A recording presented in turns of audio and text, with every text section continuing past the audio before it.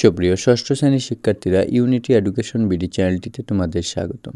এই ভিডিওতে তোমাদের বাংলা বইয়ের পৃষ্ঠা নং 105 এর আমরা সবাই রাজা গানটি পড়ে কি বুঝলাম এই চকটিতে লিখব এবং কবিতার সাথে গানের কি পার্থক্য আছে পৃষ্ঠা 6 এর এই চকটি পূরণ করব।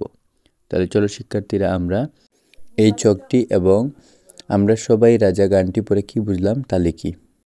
আমরা সবাই রাজা গানটি পড়ে যা বুঝলাম: আমরা সবাই রাজা গানটি মূলভাব স্বাধীনতা, শক্তি ও ঐক্য। গানটির অধিকার চেতনা, মানুষের সমতা ও গণতান্ত্রিক চেতনার গানও এটি। দাসত্বের শৃঙ্খল ভেঙে বেরিয়ে এসে নিজেদের স্বাধীন ও স্বচ্ছন্দভাবে বাঁচতে পারার মনোভাব নিয়ে গানটি রচিত। শিশু মনে দেশ ও দশের প্রতি দয়াবান্ধবতা ও সকলের সম্মান করার মূল্যবোধের ভাব জাগ্রত করার চেষ্টা রয়েছে এতে।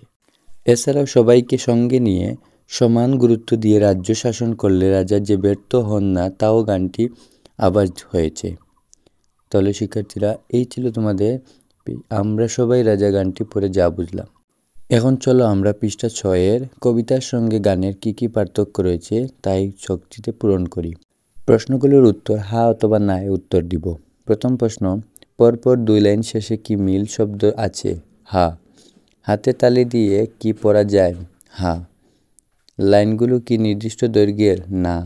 লাইনগুলো কি সুর করে পড়া যায়? হা। এটি কি পদ্য ভাষায় লেখা? হা। এটি কি গদ্য ভাষায় লেখা? না। এর মধ্যে কি কোনো কাহিনী আছে? না। এর মধ্যে কি কোনো চরিত্র আছে? না। এখানে কি কোনো বিষয় নিয়ে আলোচনা করা হয়েছে? না। এটি কি কয়েকটি অনুচ্ছেদে ভাগ করা হয়েছে? না। এর মধ্যে কি কোনো সংলাপ আছে? না। এটি কি অভিনয় করা যায়? না।